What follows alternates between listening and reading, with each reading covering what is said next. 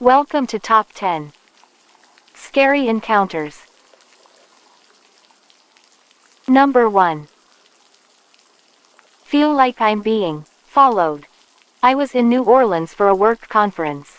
I was early for a dinner, so I was seated at a little table next to the piano for a cocktail before my party came.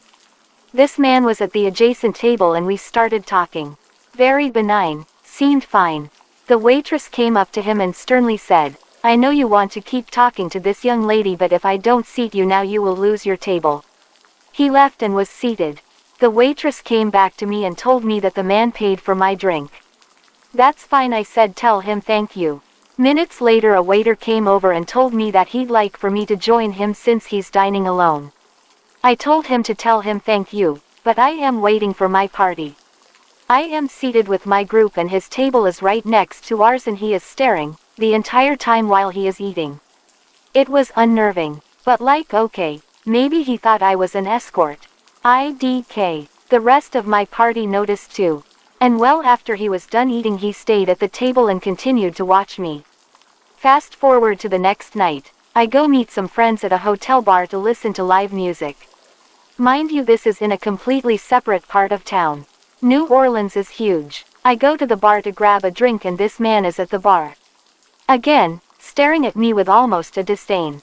I've had maybe 3 other occurrences in my life where I felt this deep unsettling feeling. Was he following me? What are the odds we would be in the same place? I had a terrible dream last night that I was stuck in an elevator with this man, but I didn't know it was him, and he found where I lived and tried to break in. It felt like a psychic attack. A deep, unnerving, violating feeling. I've dealt with plenty of creeps, but this was different. Number 2. White with red. A man just moved into an apartment and heads to the receptionist to get his keys. The receptionist gave him the key with a smile but warns him not to disturb the door with no number on his floor. He wondered why but didn't bother to ask. He was too busy with his new apartment to care. After he finished unpacking he began to get curious. He questioned why the receptionist would warn him of such things, and so he stepped out of his apartment to check the door with no number. He tried the doorknob first but it was locked, so instead he got onto his knees and peeked through the keyhole. The apartment he was looking into was empty. His eyes scanned the whole place before stopping at a woman, standing face against a wall, in the corner. He noticed her pale skin and long black hair before stepping back, suddenly feeling perverted in a way for invading someone else's privacy. He brushed it off, assuming she was someone that did not want to be disturbed. The next day he got more curious about the woman and eventually went back, straight away getting onto his knees. He peeked through the keyhole and saw all red. Red. He assumed that the pale woman must have caught him peeking the last time and covered the hole with something red. He left the door alone and instead went down to the receptionist to ask her questions.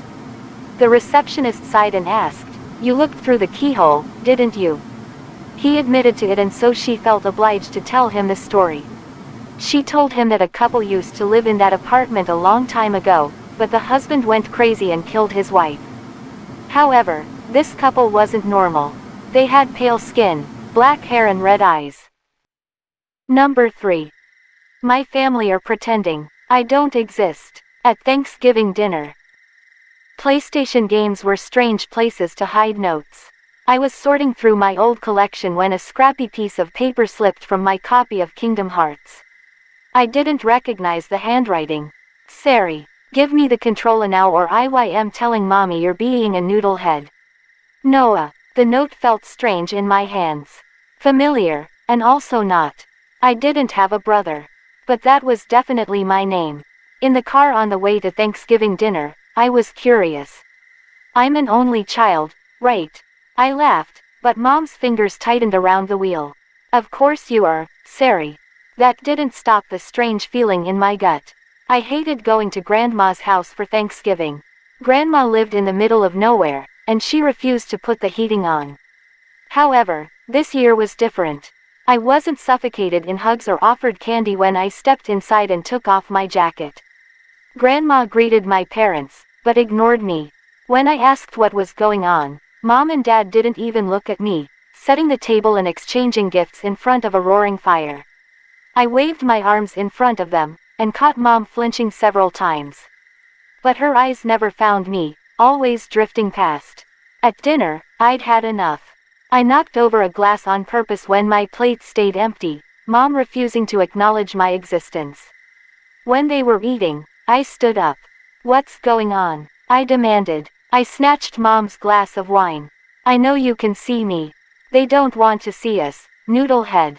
The voice startled me, and I twisted around. The chair next to me was suddenly occupied, a boy my age hiding behind dark brown curls. Something acidic crept up my throat.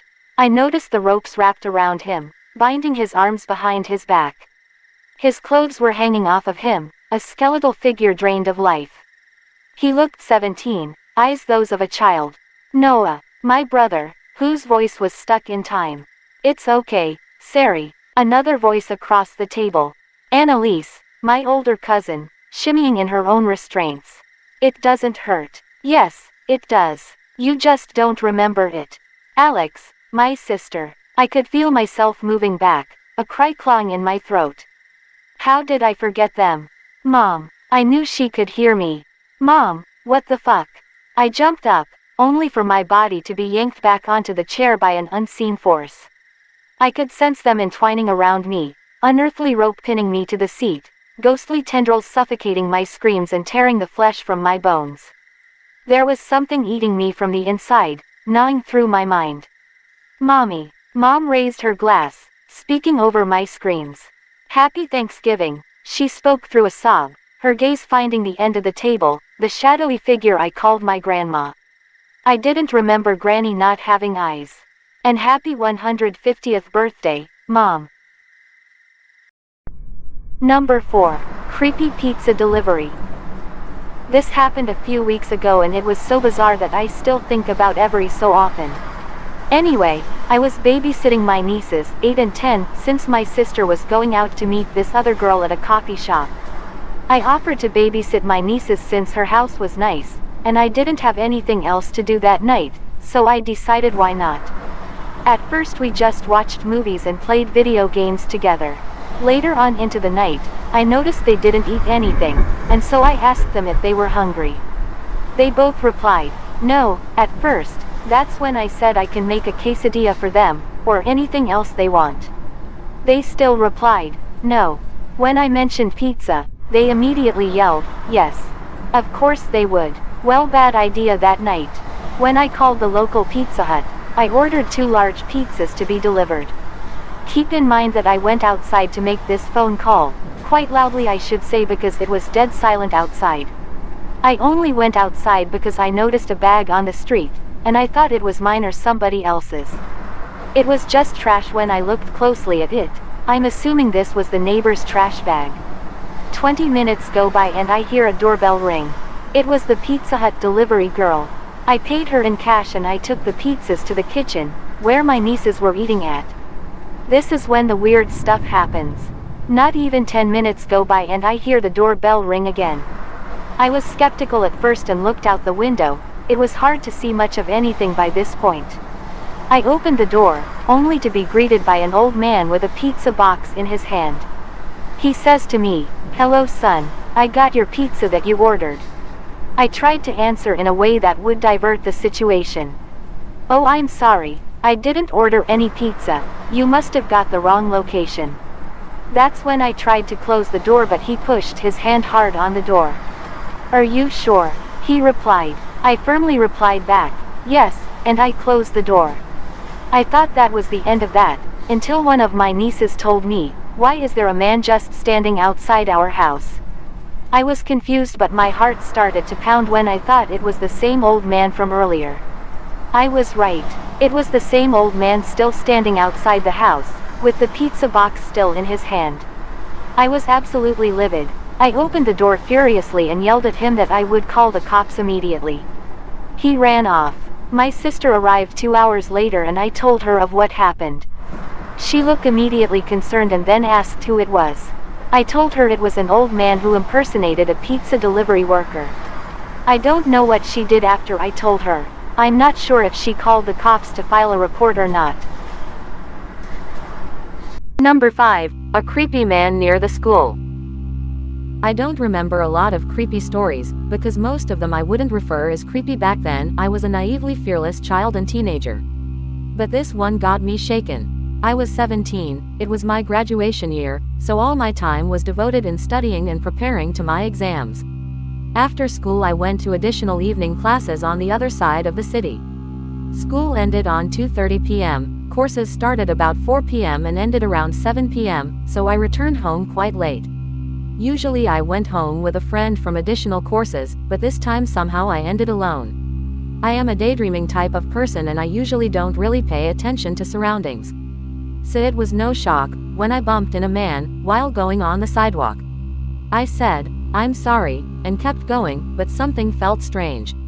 I understood that the man didn't respond. So I turned around to see what's wrong. Well, I expected some kind of response like, "It's okay," or even, "These darn brats these days, you know." So I turned around and saw that he stayed still there, where I bumped into him. His body was half turned to me, and he silently stared in my eyes. I felt shivers down my back. I remember that he was young, maybe 20-ish, with blonde short hair. And he wore a yellow-brown striped pullover and red scarf. It was early autumn, maybe September, chilly, but not cold yet. So he stared me in the eyes, then smiled, and slowly turned to me and started approaching. Silently. I was naive maybe, but not stupid to ask if everything is okay with him. Something was definitely not okay, so I turned away and quickly went away from him. But when I looked back, I saw that he was following me and kept staring right in my eyes. So I ran across the street, just right when the red light turned on, hoping that this strange man will stay back, but he just kept following me on the other side of the road, and he kept staring at me silently all the time. So I ran. It was not some suburbs district, but that day strangely there were no people around, so nobody really to help. And also what would I say? Help, some creep keeps looking at me and walking on the opposite side of the street. I ran as fast as I could with my zero physical ability and a heavy bag full of textbooks on my back. Next traffic light was already near, so I understood that the creep would probably cross the road to my side soon. But subway was near too. I don't think I have ever ran so fast in my life. When light went green I didn't even turn back, because I felt that gaze on me. I just ran to the subway and jumped in the first available train. He didn't follow me to the subway and I have never seen him again. Never told the police too, 'cause he didn't actually do anything. Hell, he didn't even talk to me. I've never heard his voice. This was still one of the most creepy and upsetting encounters I had. Number 6. The perfect plan.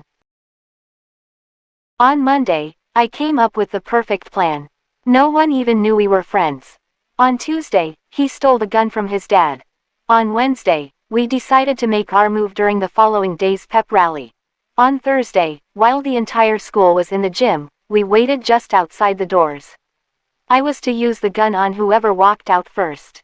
Then he would take the gun and go into the gym blasting. I walked up to Mr. Quinn, the guidance counselor, and shot him in the face 3 times.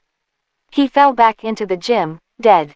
The shots were deafening. We heard screams in the auditorium. No one could see us yet. I handed him the gun and whispered, "Your turn." He ran into the gym and started firing. I followed a moment after.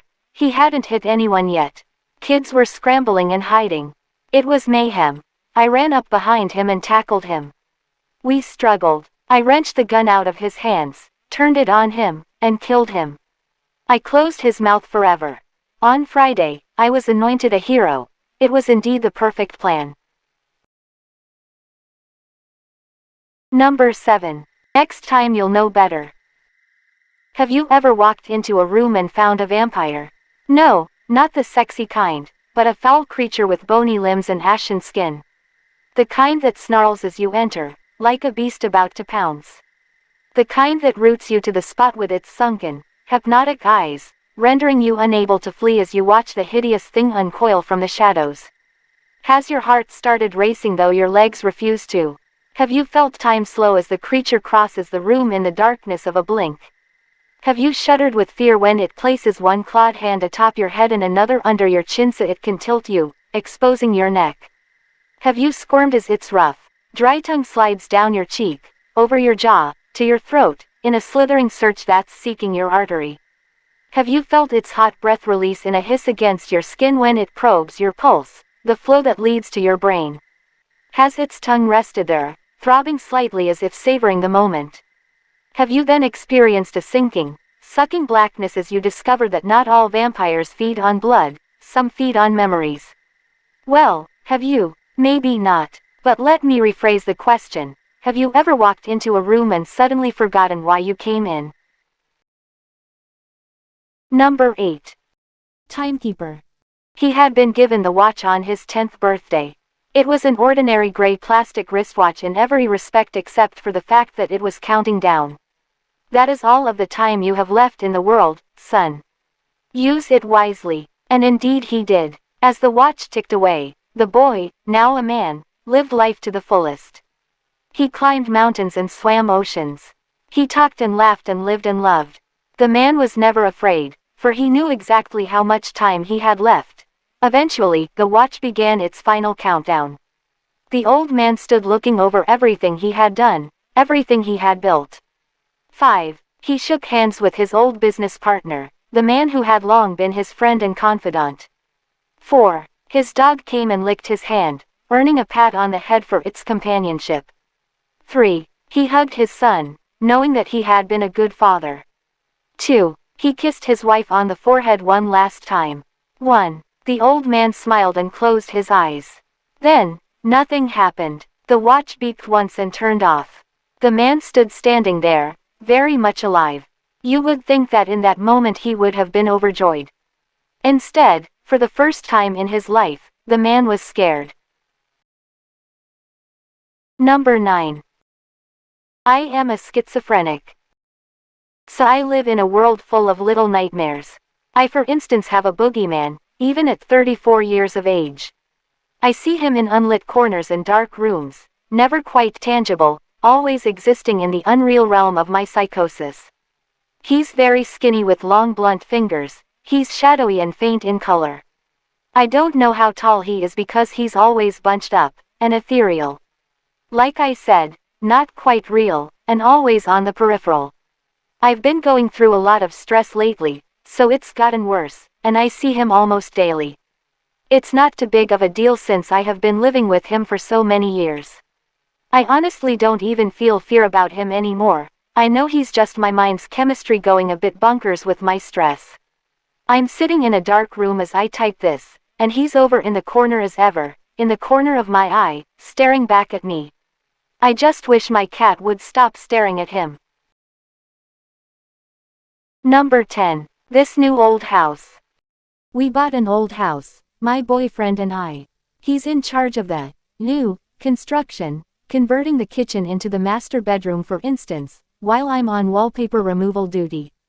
The previous owner papered every wall and ceiling. Removing it is brutal, but oddly satisfying. The best feeling is getting a long peel, similar to your skin when you're peeling from a sunburn. I don't know about you but I kinda make a game of peeling, on the hunt for the longest piece before it rips. Under a corner section of paper in every room is a person's name and a date. Curiosity got the best of me one night when I googled one of the names and discovered the person was actually a missing person, the missing date matching the date under the wallpaper. The next day, I made a list of all the names and dates. Sure enough each name was for a missing person with dates to match. We notified the police who naturally sent out the crime scene team. I overheard one tech say, "Yup, it's human." Human? What's human? Ma'am, where is the material you removed from the walls already? This isn't wallpaper you were removing.